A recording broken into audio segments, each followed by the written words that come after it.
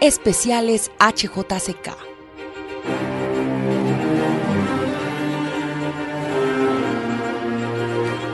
Leer la naturaleza con HJCK en la Feria Internacional del Libro de Bogotá.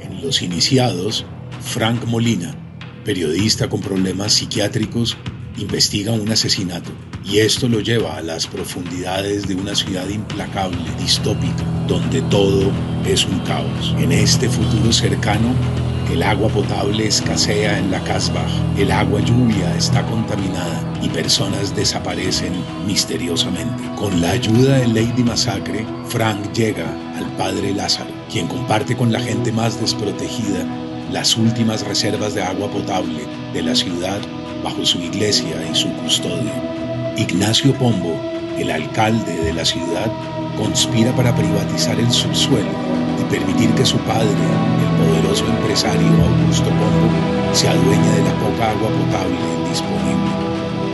Para llegar a la verdad, Frank debe enfrentar sus demonios como testigo y cronista de una red de corrupción, violencia y lucha por el poder. Frank revela secretos e intereses guardados bajo la ciudad, exponiendo con evidencias a Augusto Pombo, quien finalmente es encarcelado. Así fue nuestro primer viaje al universo de Los Iniciados, de Mario Mendoza. Hoy abrimos las puertas a la continuación de esta trama, con la nueva película Los Iniciados, el diario de las sombras. Están aquí, hoy, con nosotros, los protagonistas y creadores de esta historia que continúa.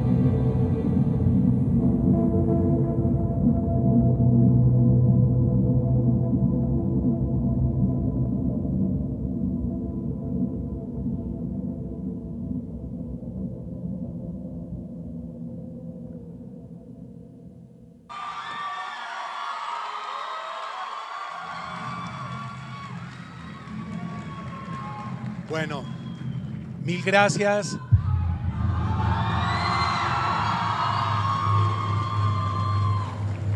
Mil gracias por su presencia hoy. Muchas gracias por la paciencia. Yo sé que ustedes llevan horas ahí afuera, a la intemperie, sin nada para tomar, sin comer. Muchas gracias.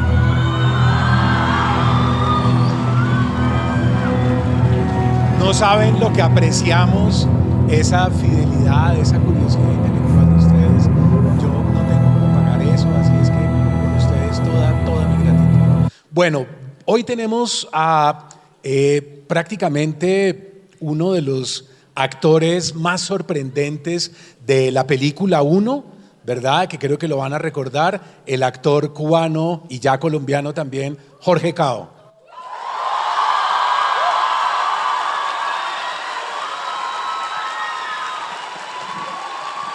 Gracias, muchas gracias.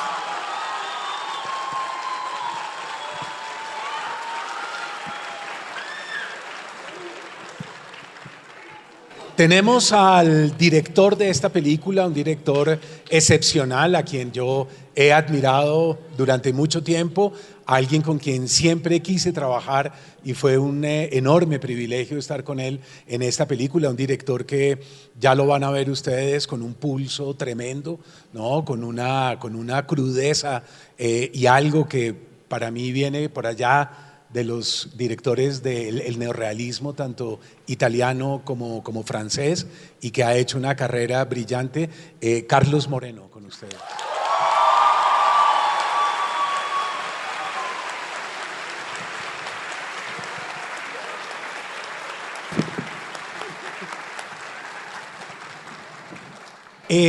Alguien que nos viene acompañando desde la película 1 y que hoy está con nosotros y que yo siempre he querido escucharlo y que ustedes lo escuchen también, que es la persona que está en la sombra detrás de toda la adaptación, tanto de la película 1 como de esta película 2, y que a mí me parece que es el alma, la genialidad de la adaptación, que es un guionista excepcional, Nicolás Serrano.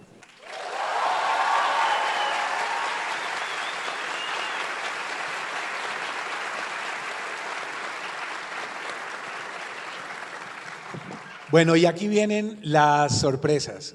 En esta película, Frank no está solo. Ya van a ver. Y la persona encargada de hacerle compañía a Frank en esta película y de intentar romper ese círculo tan cerrado de un solitario irredento como es Frank, es una actriz maravillosa, excepcional, que ustedes habrán visto en muchas películas y en muchas series, y que es nuestra dosis de dulzura también y de crudeza de alguna manera de la película, Cristina Umaña.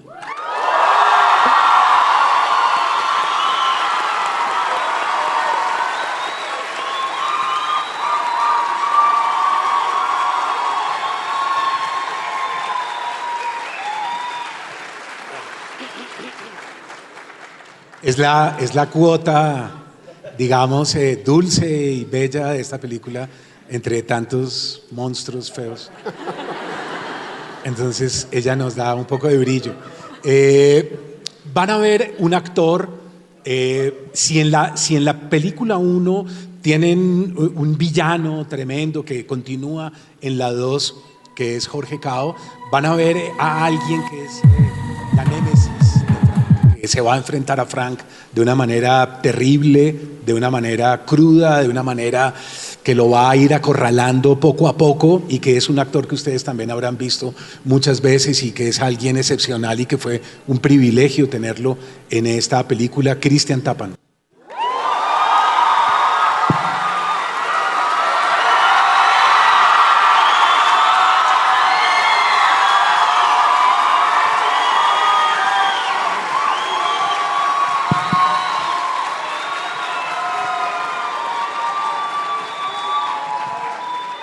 Iba a decir con ustedes primate, pero me arrepentí.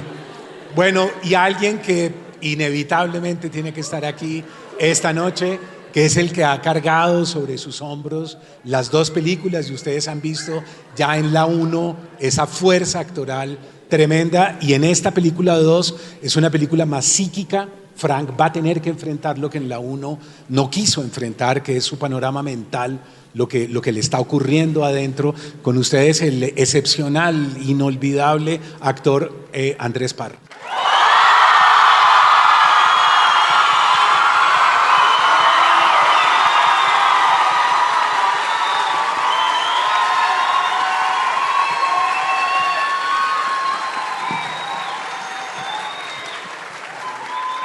Bueno, buenas noches.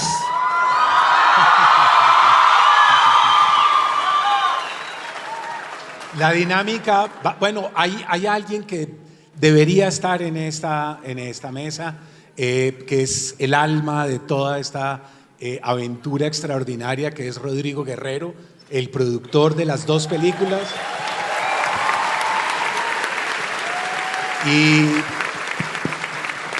Y sin Rodrigo nada de esto hubiera sucedido, pero ya tendrán en alguna ocasión oportunidad de conversar y de preguntarle cosas a Rodrigo sobre esto. Entonces, mire, vamos a hacer una dinámica que es la siguiente. Arrancamos con Andrés Parra, lo cual ya es un peligro total, y vamos a irnos preguntando en línea hasta acá. Luego yo le pregunto a Andrés para cerrar, y luego me regreso, le pregunto a Jorge y vamos de regreso, y Andrés al final me pregunta a mí. ¿Les parece? ¿Bien?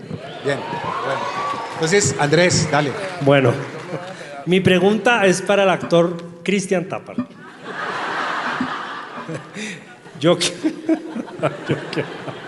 Marica, yo quiero saber. Cristian tiene una, no sé si lo saben, es el actor colombiano que más colegas ha enterrado.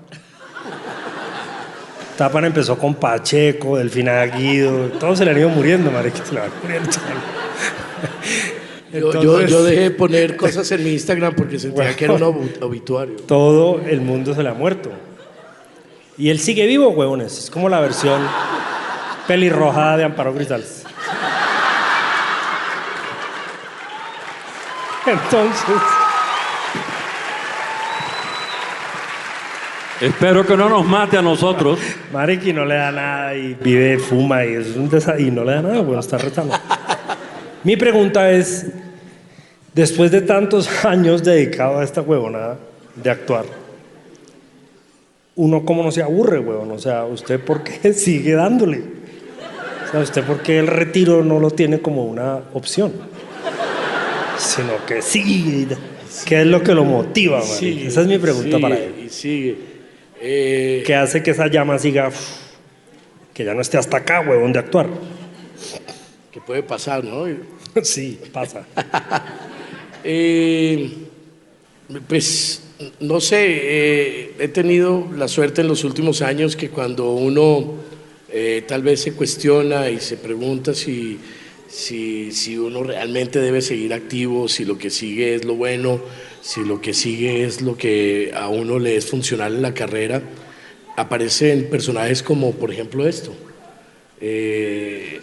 Cuando más estás como en ese hoyo de qué es lo que sigue, cómo lo voy a hacer, cómo lo quiero interpretar, aparece un personaje como este personaje en Los Iniciados, como otros personajes que ustedes han visto en los últimos meses, que realmente me han roto la cabeza y me han mandado a otra cosa, a otro mundo de investigación, a otro mundo de buscarme en mí lo funcional para poder interpretar los personajes, de cuestionarme mucho si la herramienta y yo puedo ser funcional para ellos, y lo que se vuelve bonito es que soy funcional para un equipo de trabajo, como a un guión de Nicolás, a una dirección de Carlos, y yo lo que mantiene viva esa llama es que me dejé de dar palo en mi creación y lo volví más como algo de equipo, como algo de compañeros, inclusive con huevones como usted.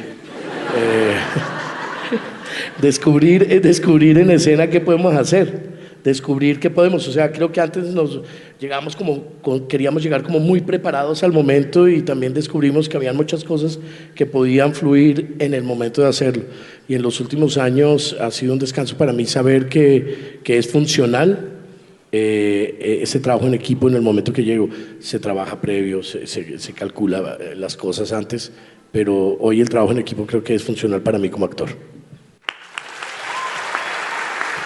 Gracias, Cristian. De nada, Andrés. Excelente pregunta. Yo a Nico. ¿Cuál era la pregunta, weón? Pero si está aquí escrita, Nico. No está escrita. Le tocó improvisar, hermano. ¿No está? Pregúntale cualquier ¿Vos cosa. te acordás? No, espera. Me tapa encima.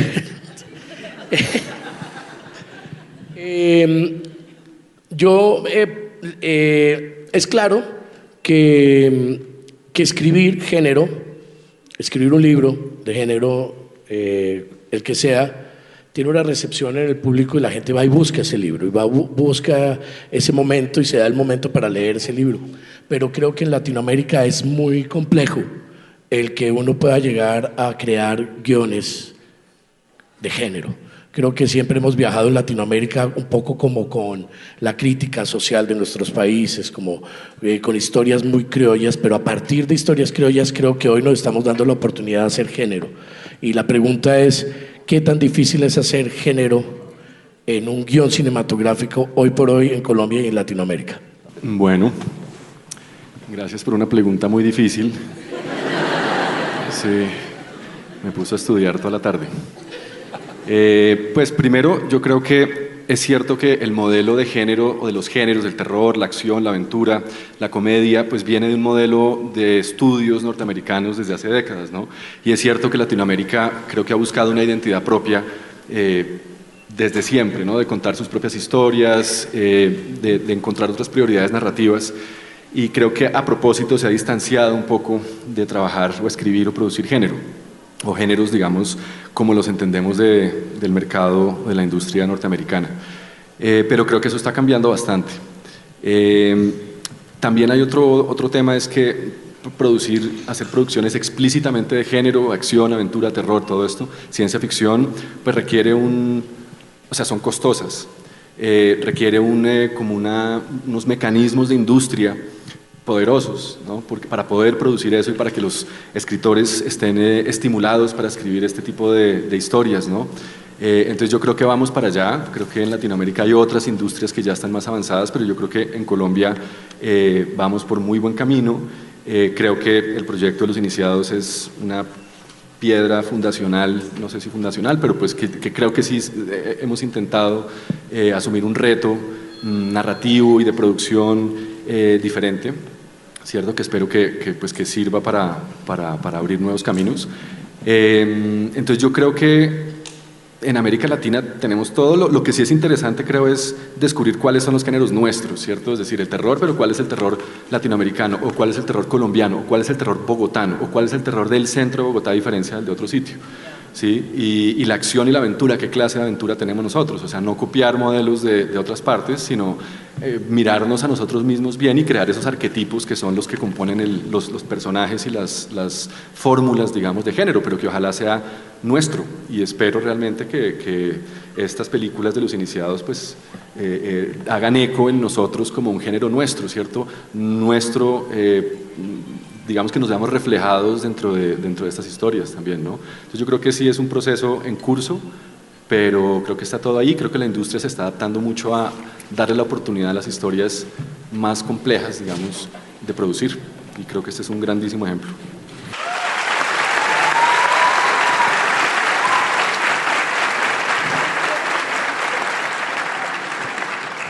Bueno, y siguiendo con la dinámica, yo le tengo una pregunta a Cristina Omaña. Bueno, no puedo hablar mucho del personaje que ella interpreta, que pues nació en el guión, pero me da mucha curiosidad viendo los otros personajes que ella ha creado como actriz. Primero, como, ¿qué lugar ocupa el personaje de Eva en tu repertorio como actriz? O sea, sí. Y según eso también, ¿cómo te preparaste para el personaje? O sea, ¿qué recursos usaste o dónde buscaste para encontrar y crear este personaje y interpretarlo de esa manera? Bueno, ¿qué lugar ocupa? Todavía creo que no lo tengo muy claro, pero sí creo que la experiencia de haber sido parte de los iniciados ha sido maravillosa. El poder volver a trabajar con Carlos, que me ha gustado tanto, siempre hicimos juntos Distrito, contigo también.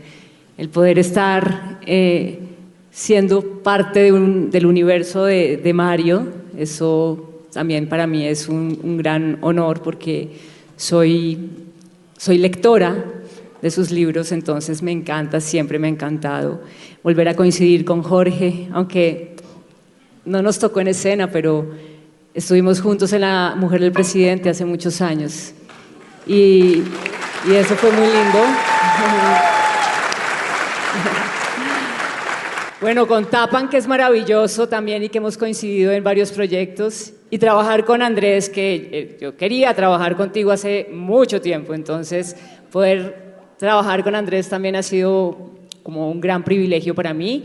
Y Eva, pues no sé si puedo hacer mucho spoiler o no, pero digamos que la construcción de ella, de este universo, me basé mucho como en ese mundo apocalíptico, ¿no? En un mundo en el que no hay esperanza. Es una mujer, es un ser humano viviendo en prácticamente el fin del mundo, además trabajando en un lugar que es particularmente doloroso y tedioso y sin mucha esperanza de vida también, ¿no? Un lugar muy hostil.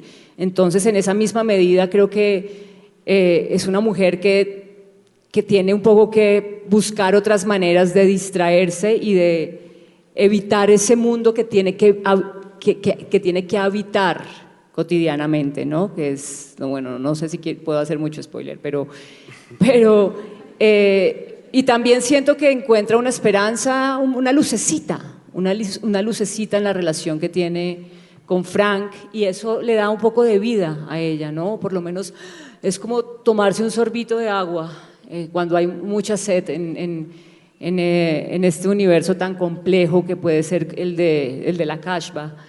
Y en eso me basé mucho. También Carlos me ayudó mucho en esa construcción de Eva, de guiarme por el camino de esta mujer que tenía que vivir todos los días, además hacer un trabajo tan complejo y tan difícil, en donde no puede desmoronarse, ¿no? Ahí tiene ella una fortaleza muy grande. Y siento que ella también quiere no solo sobrevivir cuando es un poco dealer, sino también es regalarles a los otros un poco de olvido de este mundo que tienen que habitar y que tienen que vivir. Entonces me basé un poco en eso para poder transitar a Eva en este universo.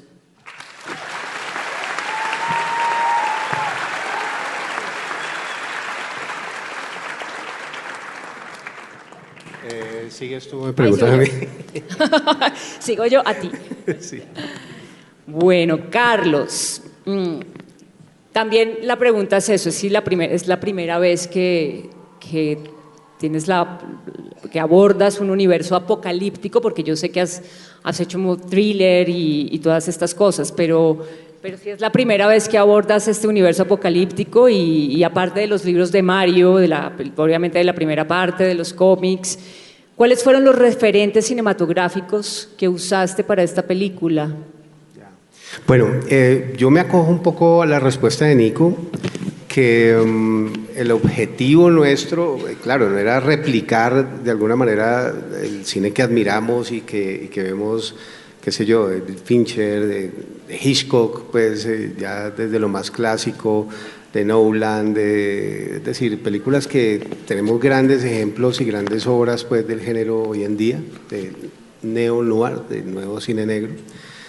Pero claro, nosotros hacer la película tenemos que pensar desde nuestro lugar, que es realmente asumiendo el ejemplo que hizo Mario con su literatura, ¿no? Es decir, asumir esa visión preapocalíptica o anticipatoria, pero claro, desde nuestra posición, no desde un país industrializado, súper tecnificado, ¿no? Estamos en Colombia y nosotros también vamos a vivir, estamos viviendo o viviremos ese fenómeno o esa circunstancia.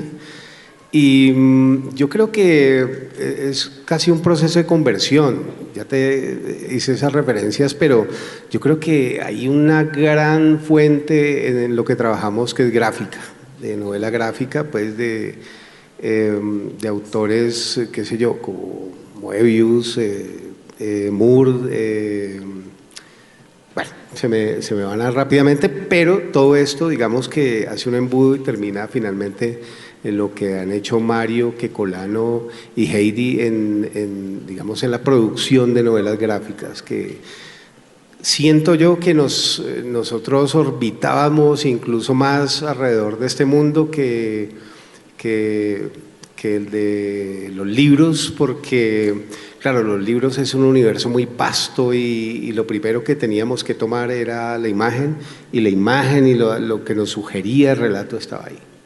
Eso fue más o menos como el trabajo conjunto, ¿no? Porque no es solo mío. Muchas gracias. Ahora me toca a mí. Don Jorge. A ver, arriba. Bueno, cuando yo llegué a esta segunda película, claro, ya existió un universo y había un personaje muy poderoso. Y nosotros ese poder se lo construíamos con cosas, ¿no? Con elementos, que el decorado, que el maquillaje, que todo esto.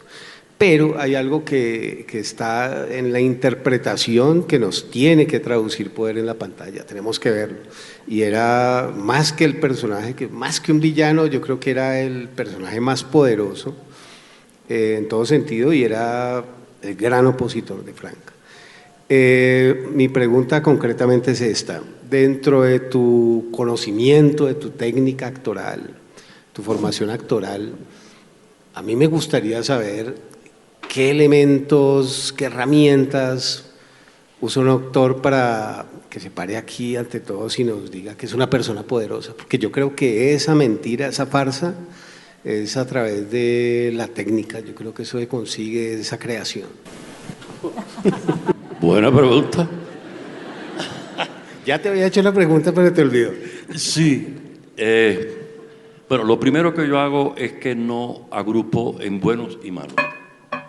Yo trato de escarbar, a partir de que tengo el guión en la mano, que el guión me proporcione la mayor cantidad de información posible y comenzar a construir un ser humano creíble que además sea una categoría estética.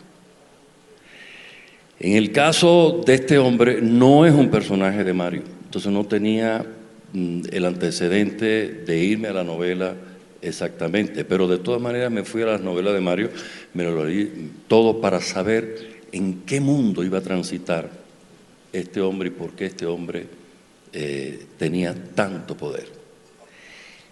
Pero el conflicto está en la contradicción que tiene ese poderoso que en su lado individual y personal está tan golpeado. Entonces yo creo que el poder está en la máscara que se pone para poder sobrevivir en un medio como el que él quiere manejar, y hay dos casos fundamentales. Tiene 2 hijos y ninguno de los 2 le ha funcionado en la medida que él tiene, o sea, no tiene prolongación. Fui encontrando cosas de aquí, de allá, ¿no? Y fui armando ese muñeco, digamos, que ustedes vieron en la primera y que ahora verán en otras circunstancias en la segunda. La ambición es poder, y ahí hay un factor determinante. Si no se manifiesta poderoso, lo aplastan, porque él se ha metido en un lugar donde hay una gran peligrosidad, y lo sabe. Entonces él le teme a la traición y realmente ha sido traicionado por todo el mundo. Y para mí, la culpable es mi esposa, que era una mujer débil y me dio 2 hijos espantosos, que no me sirven para nada. Entonces, no tengo continuadores realmente, a no ser que lo busque entre ustedes.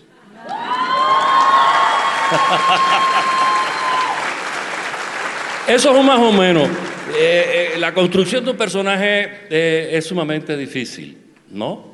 Porque hay varias etapas en el proceso antes de y después, como bien dice Cristian, el encuentro con tu contraparte es fundamental. Ver para dónde quiere ir tu director, en qué mundo te vas a desenvolver, o sea, son todas las artes aplicadas al servicio de la construcción de un personaje. ¿Me hago entender? Entonces, te va cambiando muchas cosas a partir de la atmósfera, con quién me relaciono, cuál es la relación, etcétera, etcétera, etcétera. Y poco a poco uno va creyendo y se va apoderando de eso y aparece ese poder que casi no hay que levantar la voz para decir, yo te mato. ¿De acuerdo? ¿Te contesté?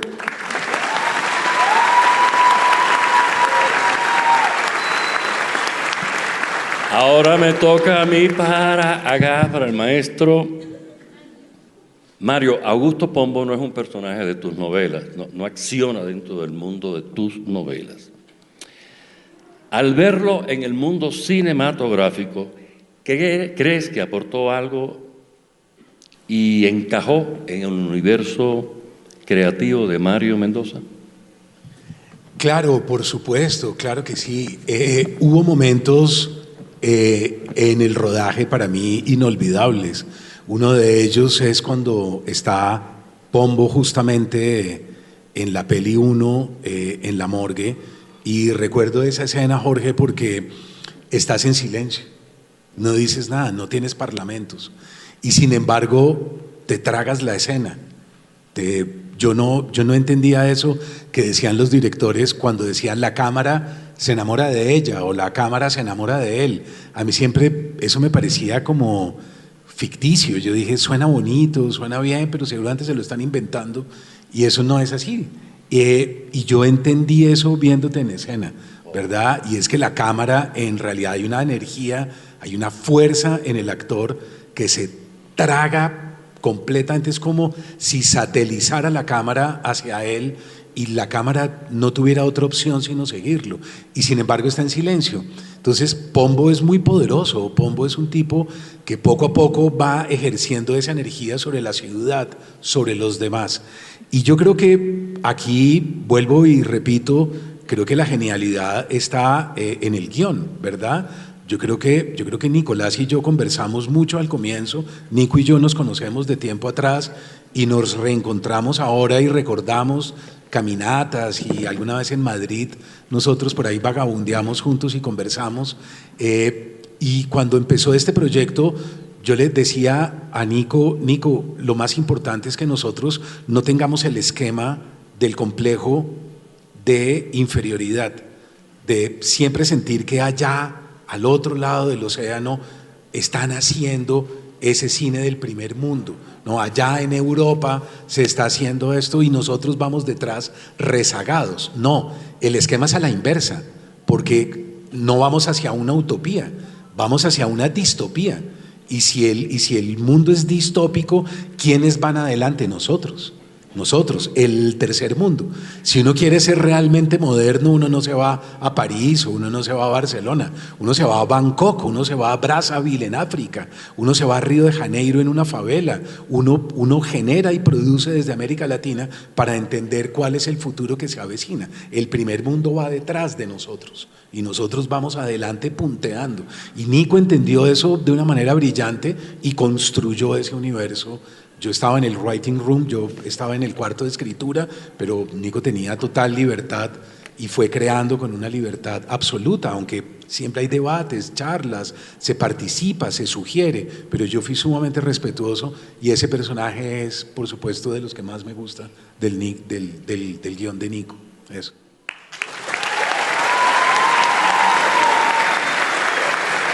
Bueno. Ahora cierro yo a Andrés y luego voy yo de nuevo con Jorge y nos regresamos por acá. Pero primero yo te pregunto a ti, ¿verdad? Claro, si no Andrés se queda sin responder. Andrés, yo te quiero hacer una pregunta que lo hemos conversado tú y yo varias veces. En la primera película vemos a un Frank solitario, sin posibilidades de redención, un tipo al límite, al borde por completo de sí mismo, no tiene salida y uno dice, este tipo no tiene por dónde, y de pronto construiste un personaje en la 2 cuando justamente el papel de Eva que hace Cristina Umaña, y de pronto vemos a Frank enamorado, vemos a Frank que tiene algo de esperanza, y es que Frank ama. Frank, hay una frase muy bella en la que le dice, me gusta cuando estás acá, me gusta cuando vienes. Es un momento muy dulce, es un momento tremendo. Y yo te quiero preguntar, ¿cómo construiste a Frank en la 2 amoroso, tierno, dulce, con unos detalles que ustedes se van a dar cuenta son cosas imperceptibles, pero que yo notaba durante el rodaje tremendas? ¿Cómo fuiste capaz de construir un lobo estepario enamorado? No.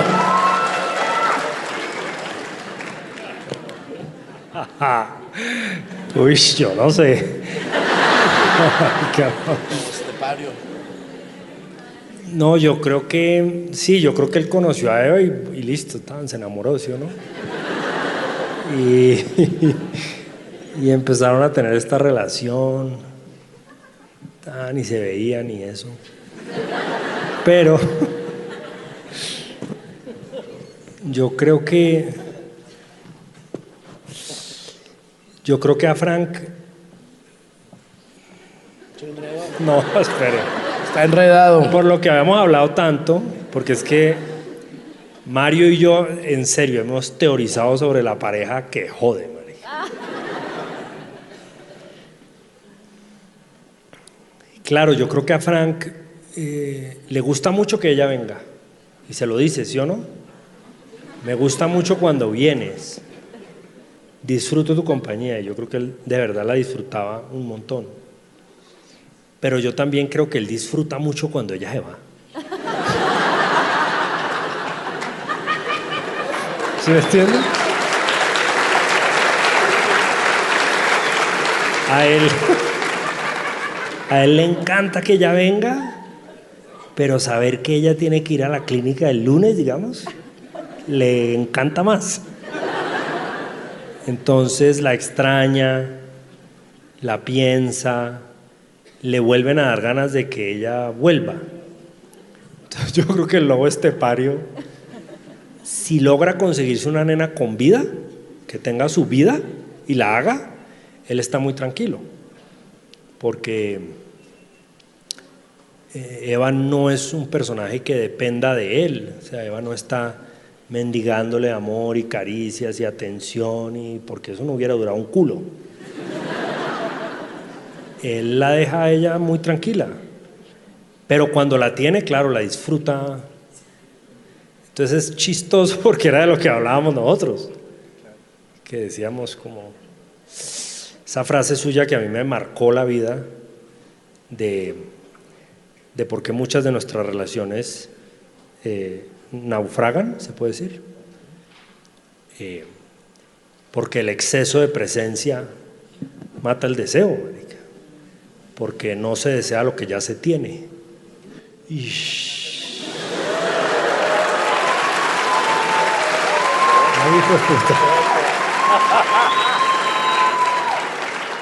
Entonces creo que la clave de esa relación de pareja es la distancia, marica. Hay presencia, pero hay ausencia. Y yo creo que Frank valora mucho la ausencia de Eva. Le encanta que no venga también. Ya. Claro. Tengo nada más para decir. No, perfecto. Qué maravilla. Bueno, ahora nos devolvemos. Voy con Jorge y Jorge se va con Carlos así y vamos cerrando. Jorge, te tengo que hacer la misma pregunta sobre tu personaje y es, creo que Pombo encarna el ascenso vertiginoso del poder y al mismo tiempo la caída, ¿verdad? El abismo, el descenso a los infiernos. Entonces, si en la primera película veíamos a ese ser todopoderoso, engreído, petulante, tenemos una cantidad de caudillos latinoamericanos que nos pueden servir de ejemplo en este momento, que tienen esos egos monolíticos, sólidos, que se creen invencibles, ¿no? Que nunca les va a pasar nada, que ellos gobiernan a su antojo, sin problemas, que no les gustan los contrapesos de poder, nada, dirigen desde su ego y desde su narcisismo. Y en la 2 construiste un personaje que sabe ir cayendo, ir de alguna manera desmoronándose. ¿Cómo hiciste para pasar de ese Pombo heroico, casi de la épica en la 1, a ese Pombo humano, desgarrado, que nos recuerda casi a Edipo Rey al final? No les voy a hacer spoiler. ¿Cómo hiciste eso, Jorge?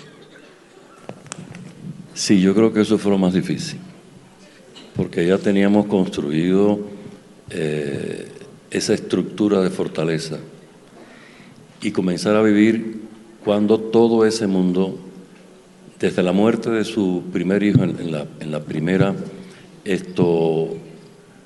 ese fue un golpe gigantesco, porque ese hijo era como un poco la esperanza de la continuidad, del mantenerse en el poder, etcétera, que también ocurre constantemente. Y en el segundo tiempo empieza a encontrar los baches. Él, además de salud, está cada vez peor y no ha encontrado las soluciones para sus problemas de salud, pero siente la presencia de la traición y del olvido. Entonces, por ahí fui construyendo, tejiendo en las escenas fundamentales en que este personaje aparece. Otra cosa que es difícil, cuando uno lleva la responsabilidad de todo el espectáculo, pues hay tiempo, inclusive hasta para equivocarse. Acá, cada vez que aparece, ha pasado como un tiempo de muchas cosas. Entonces, la relación con este hijo de él que no habíamos visto en la primera y que no puedo hablar mucho, esto es una relación catastrófica O sea, él no pudo transformarlo, él no pudo contra la esquizofrenia, digamos, él no pudo con eso y las soluciones que encontró fueron todas negativas. Y esas soluciones que encontró como para salvarlo y salvarse, crearon un monstruo horroroso que le da su castigo. Entonces, eso se verá en la película y todo es a fichazo, porque yo tengo pequeñas escenas durante todo el filme. Entonces, sí, fue difícil el detallito de cada uno de los momentos.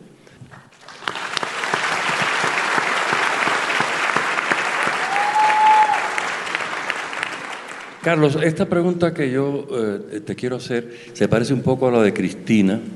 Están imbricadas, ¿no? De alguna manera. Ya tú lo expresaste, pero hay algo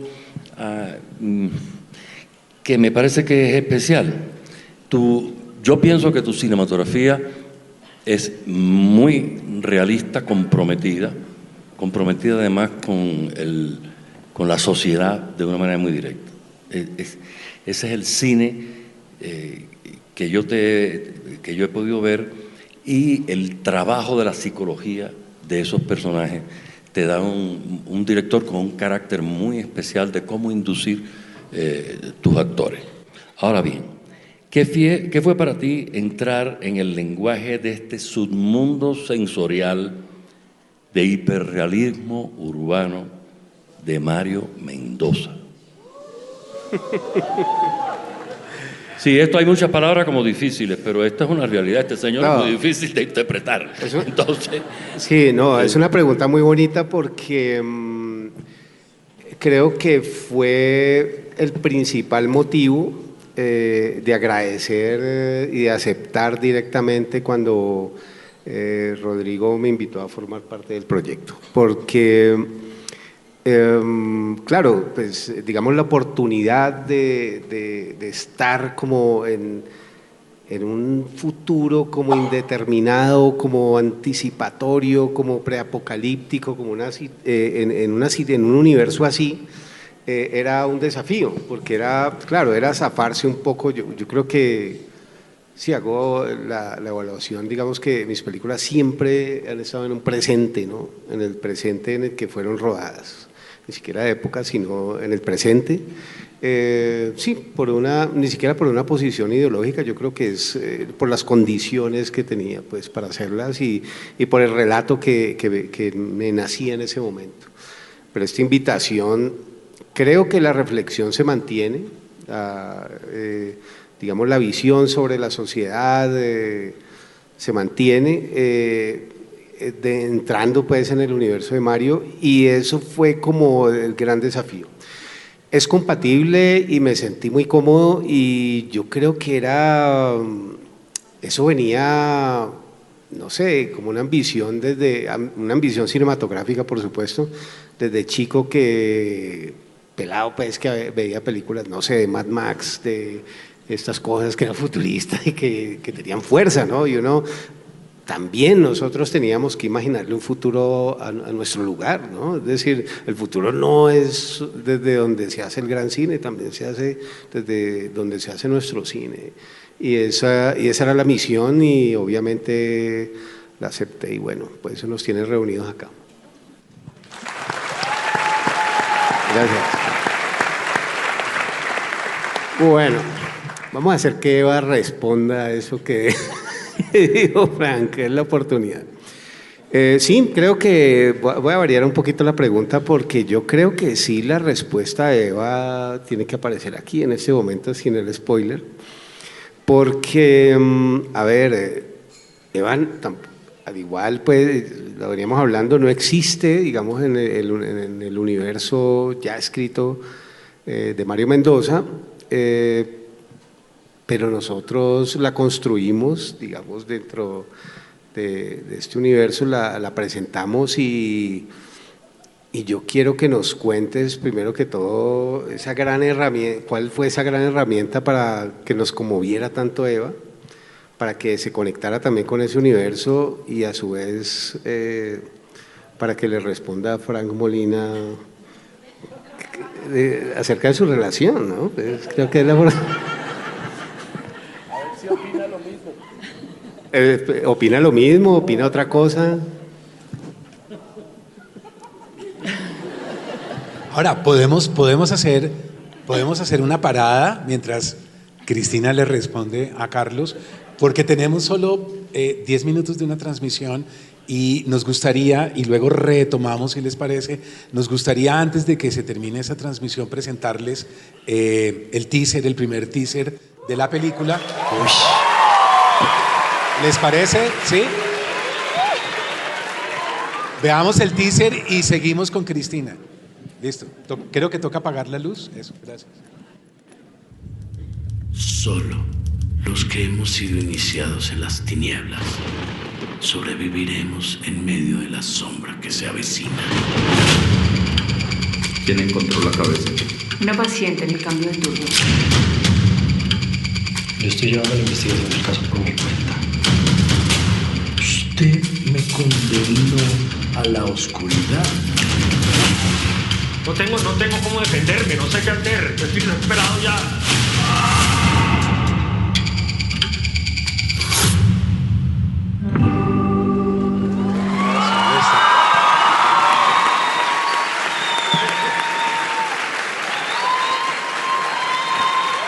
¿Lo quieren volver a ver? ¿Sí? Listo, volvámoslo a ver entonces.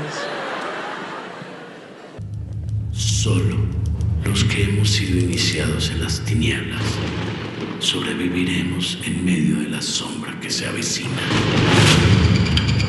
¿Quién encontró la cabeza? Una paciente en el cambio de turno. Yo estoy llevando la investigación del caso por mi cuenta. Usted me condenó a la oscuridad. No tengo cómo defenderme, no sé qué hacer. Estoy desesperado ya.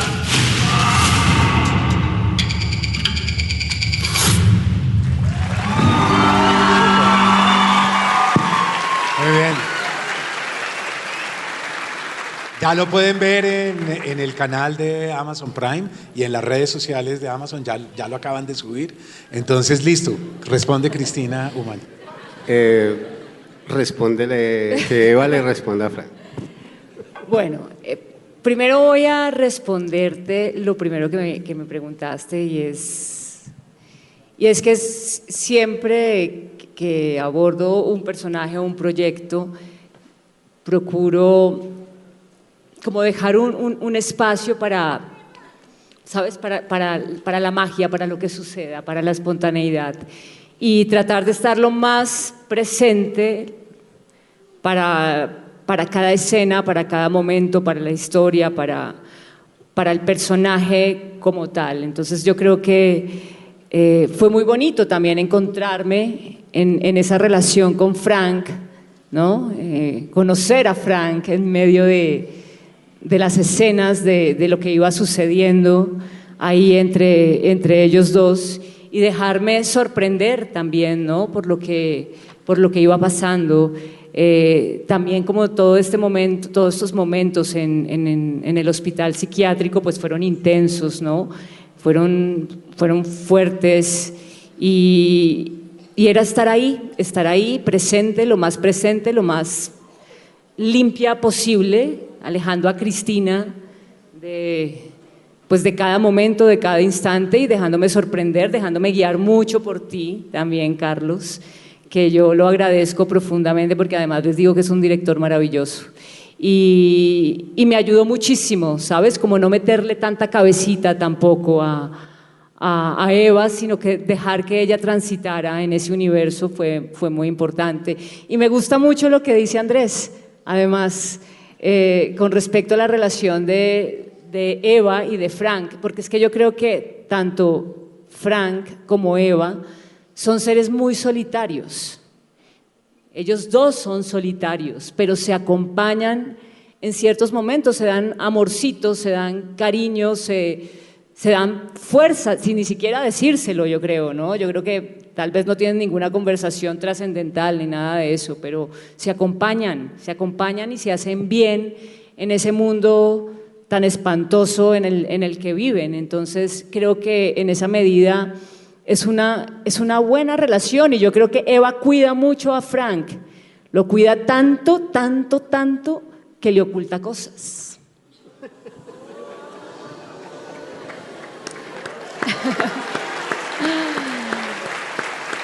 Así es.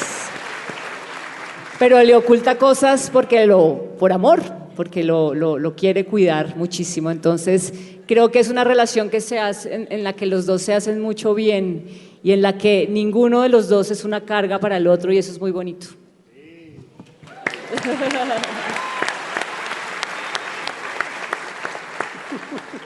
Ahora voy yo a preguntarle a Nicolás que bueno, parte de lo que te quería preguntar es un poco lo que Mario dijo al principio de toda esa conversación previa que tuvo contigo a la hora de empezar a escribir el guión, pero digamos que además de eso, de enfrentarte al universo de Mario, a escribir un guión no es una adaptación, ¿no? Porque es una historia completamente nueva. Mi pregunta es, bueno, ¿cómo te fue en ese proceso? Uno. Y la otra es, los personajes que no existen en el universo de Mario que tú has creado, ¿son personajes que te basaste en alguna persona que conocías, en algunos seres que te has encontrado por ahí, o son simplemente de tu cabeza? ¿O cómo surgen estos personajes que estamos aquí y que no estaban dentro de los libros o de los cómics de Mario? Ok, bueno. Pues la primera respuesta es, como decía Mario, bueno, yo conocí a Mario antes de que nos conociéramos personalmente, como todos ustedes lo leí antes de conocerlo. De hecho, en los 90s, creo que de los primeros imaginarios que yo tuve sobre mi propia ciudad, que es esta, fue a través de los libros de Mario, ¿no? Recuerdo bien la experiencia de leer La ciudad de los umbrales y Scorpio City, me impresionaron y me impactaron mucho, y como que conecté mucho con ellos y me dio mucha curiosidad conocer la ciudad, o la ciudad que él planteaba y presentaba ahí. Entonces, cuando ya lo conocí muchos años después en Madrid, sentía que ya lo conocía, fue como muy fácil el contacto y muy fácil la charla, y creo que ya había unos temas que podíamos conversar con facilidad. Después, años después, cuando Rodrigo también me llamó a contarme que estaba este proyecto, pues de una, ¿no? Y es cierto que uno como guionista puede tener como un miedo de trabajar con un autor, ¿no? Porque pues hay que desprenderse un poco de la novela para poder ser creativo en el guión. Y en este caso pues no fue así, al contrario, creo que el proceso creativo con Mario fue realmente enriquecedor. El principio del proceso fue fácil también, porque creo que las charlas que tenían como resultado la creación de las escenas y del guión y eventualmente pues inventarse la historia, eran charlas, pues de charlas, ¿no? De hablar de la vida también, como decía Andrés, pues de hablar de temas que tal vez no atañen directamente a la historia, pero que se van a reflejar en la historia. Entonces ya basado en el universo de las novelas, en las charlas que tuvimos, pues entonces yo ya me fui a la soledad de la cueva del guionista y a hacer propuestas, a trabajar, a investigar, a explorar. Y de ahí salían unas propuestas que les enviaba a ellos, les enviaba al equipo, al director, al productor, y teníamos unas conversaciones y yo volvía pues al taller a darle un rato más y a ver qué ocurría, ¿no? Yo creo que eso, o sea, la experiencia de hacer una adaptación o una propuesta de adaptación, sobre todo las novelas de Mario, pues es un reto gigante, ¿no? Porque Mario tiene pues muchos lectores y sus lectores son muy cercanos a sus novelas, entonces también el reto de plantear una versión cinematográfica de eso pues es una responsabilidad muy grande. Y el hecho de que estén ustedes todos acá significa que tal vez lo hicimos bien.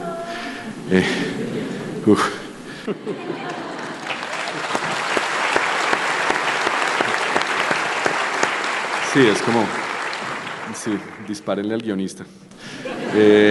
Y bueno, y la segunda pregunta es interesante porque yo creo que, o sea, es un sueño para uno como guionista tener la oportunidad de trabajar en un proyecto así, acercarse al género, por ejemplo, tener la opción de escribir para producir, algo que es posible de hacer, y ahí pues uno da una rienda suelta a un proceso creativo muy bonito. Entonces creo que los personajes surgen de un juego, algo muy juguetón, que uno se permite pues a la hora de escribir,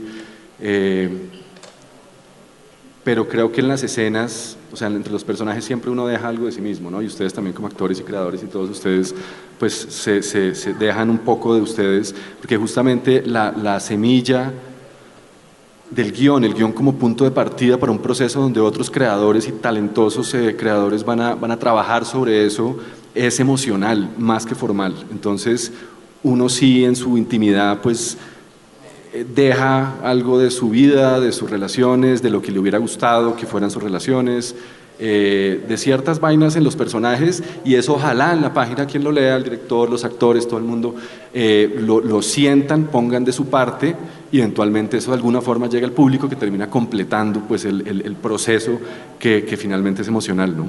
El resto pues es juego creativo de estructura y de trama, contrastado con lo que hablamos con Mario, con Rodrigo, con Carlos, pero pues para mí es muy emocionante verlos a ustedes acá sentados como el final del proceso, ¿no? Eso, sí.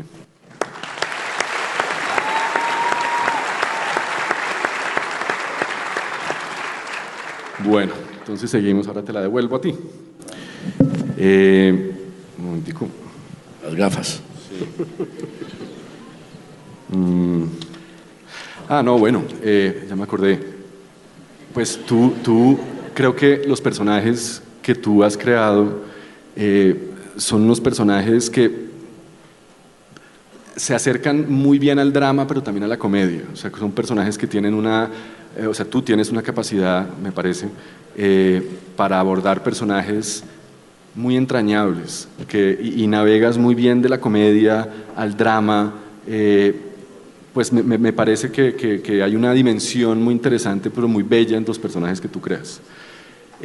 Como ya se habrán dado cuenta, los temas que tratamos son densos y pues hemos hablado de descensos a los infiernos, y pues todo el mundo está jodido y los personajes pasan por cosas horribles. Entonces sí son personajes bien, tal vez diferentes. No sé si es un personaje muy distinto al que tú has abordado hasta ahora, no lo sé.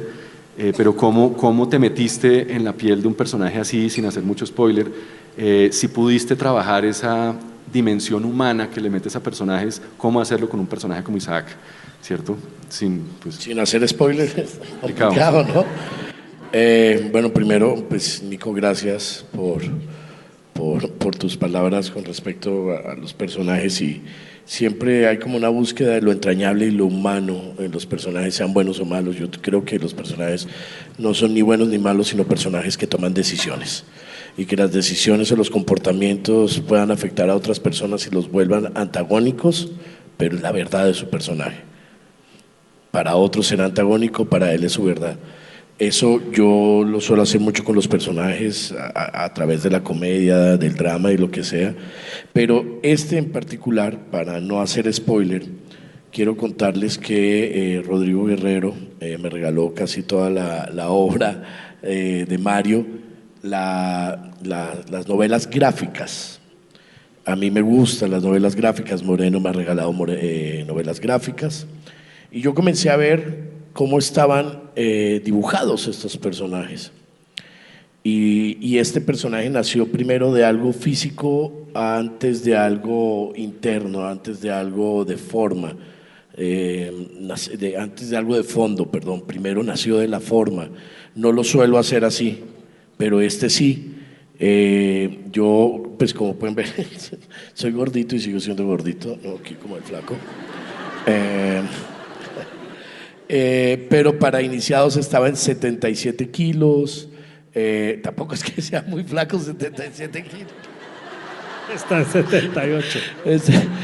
Pesaba 91 y llegué a 77, entonces sí hay un mérito, pero tampoco 77 es que ya qué puto flaco, ¿no?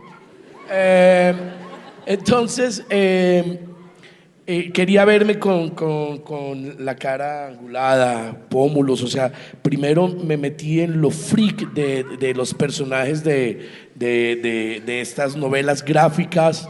Me acuerdo mucho de la cara del protagonista de Satanás, que Keiko lo dibuja, angulado, esto, y yo quería llegar a eso. Antes de buscar el fondo y la humanidad, quería llegar a algo que físicamente primero impactara, porque no lo hacía así. Y también creo que en la búsqueda de hacer género era también darme permiso para que el género me permeara desde afuera y no desde adentro. Porque si no, entonces a lo mejor comienzan a salir mis monstruos de actor y comienzan a criticarlo y no lo dejan fluir. Entonces, yo quería, cuando veo las gafas, los lentes, que ustedes se van a dar cuenta que son unos lentes de contacto, la forma en que él habla, las pausas, me permití, por ejemplo, con mi papá hablar de una forma y con los otros hablar de otra, en una dinámica dentro de la psicología.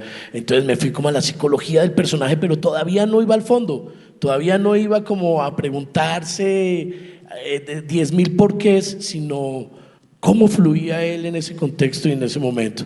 Y ya después con Carlos comenzamos a encontrar una cantidad de cosas que era lo que les decía, que parte del seguir inspirado en mi carrera en este momento es abrirme a que pasen cosas cuando me acerco a los compañeros, a los directores, a los escritores, para que el personaje comience a tener vida también a partir de ahí. Bueno, eso. Es que más puede ser spoiler.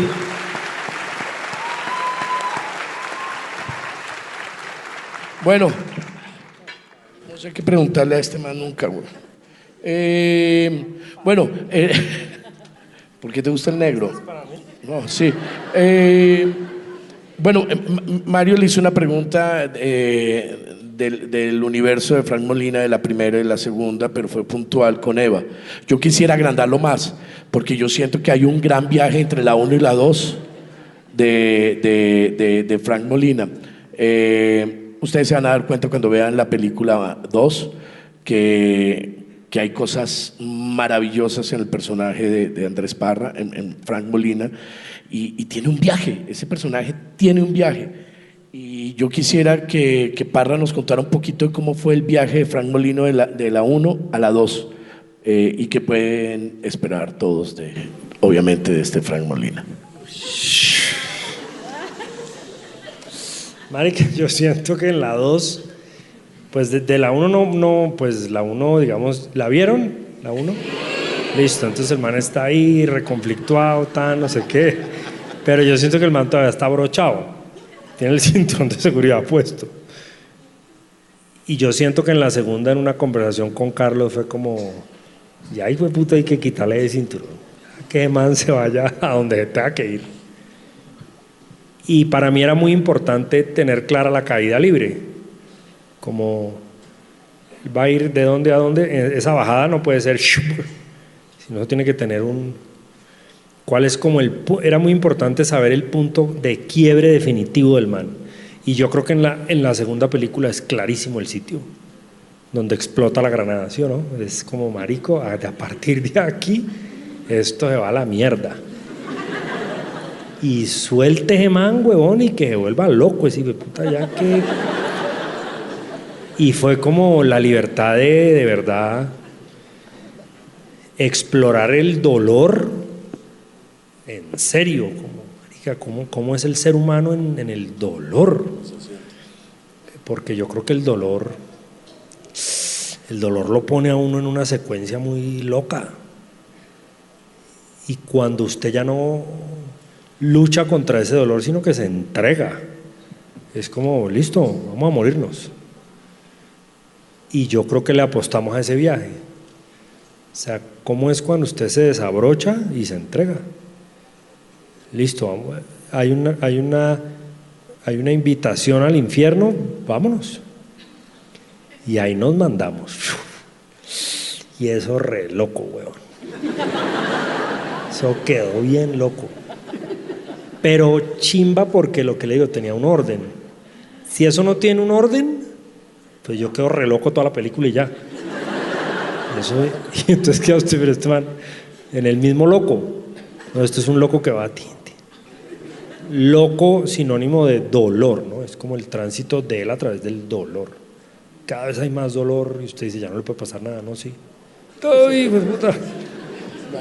Que es como la vida. Que usted dice, es que ya no puede más. ¿Perdón? Pero un momentico. Yo creo que así fue el... Listo. Y ahora yo tengo una pregunta para Mario.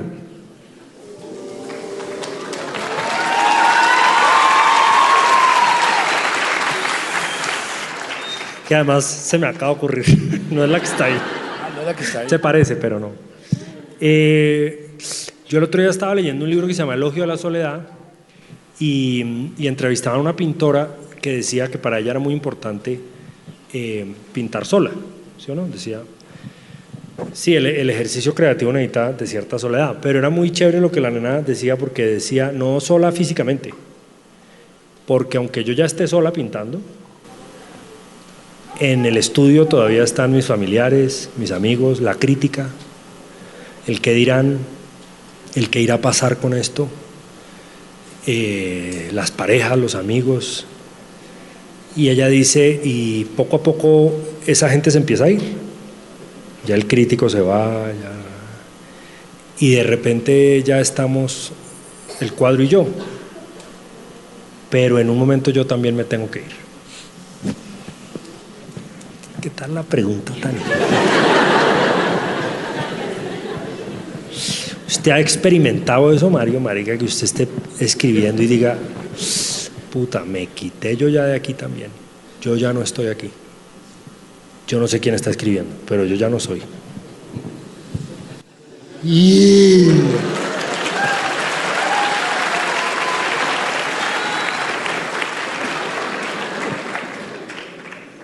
A ver,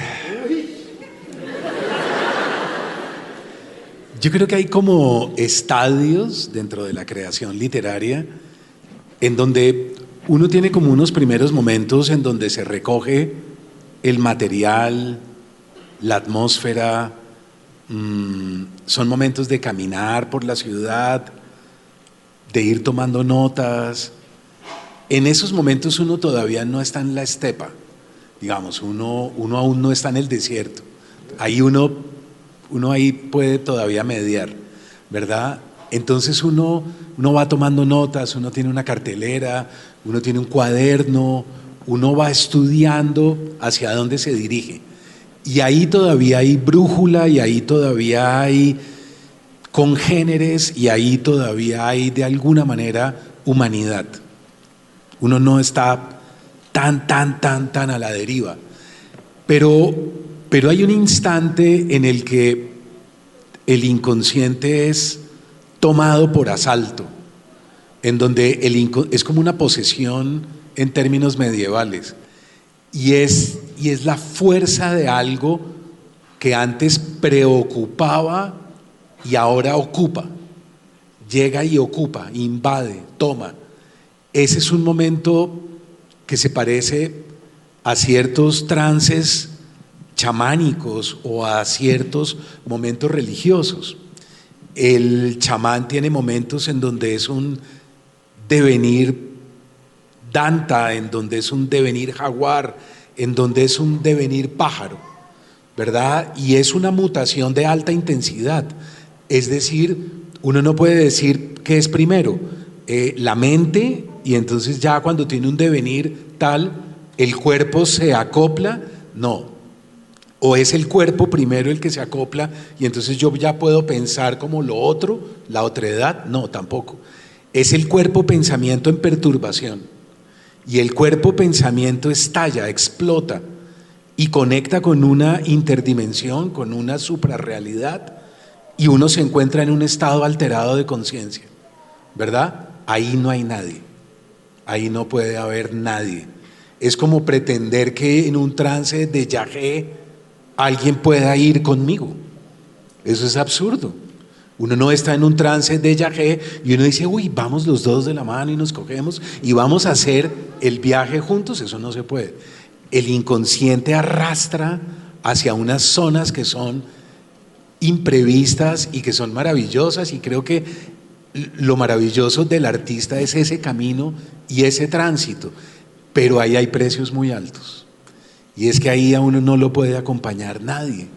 Entonces uno se queda en la estepa completamente solo, ahí no hay nadie más.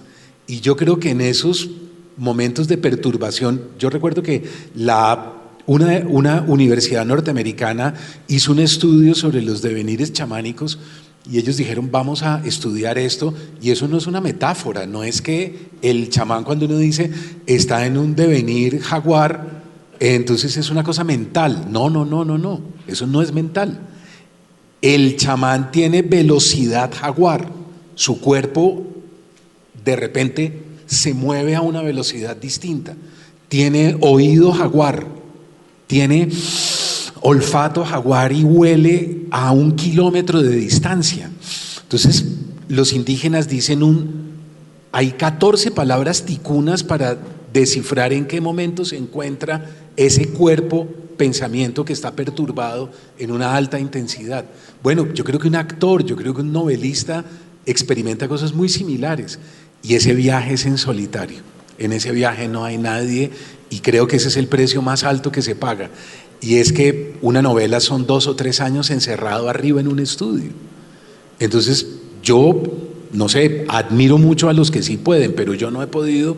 Yo no puedo tener una familia, yo no puedo decirle a una persona, a mí no me importa ir al colegio, yo no quiero saber nada de ustedes, no me inviten a ninguna reunión, yo no quiero ir a almorzar, yo no quiero nada. Yo voy a estar 3 años en un estudio encerrado allá solo, no me jodan la vida. Si yo tengo que comer lentejas y frijoles, como lentejas y frijoles. Si yo tengo que comer arroz con lo que sea, no me importa. Si no tengo dinero, no me importa, pero déjenme en paz y déjenme tranquilo que estoy cruzando umbrales hacia otra dimensión. Eso no se puede. Eso hay que hacerlo en soledad, en solitario. Entonces, ese es el precio que se paga, que es muy alto, la estepa.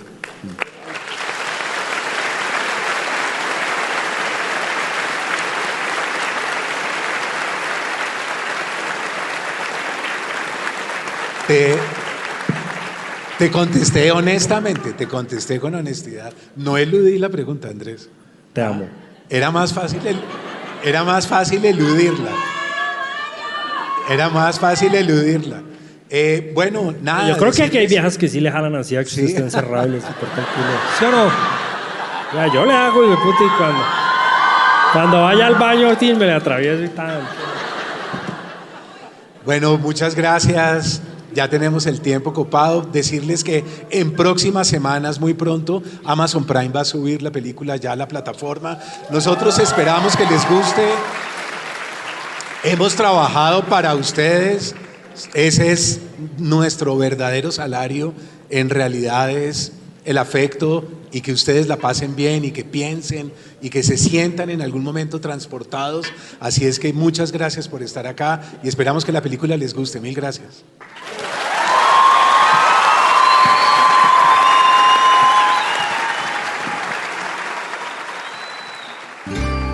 Esta es hjck.com.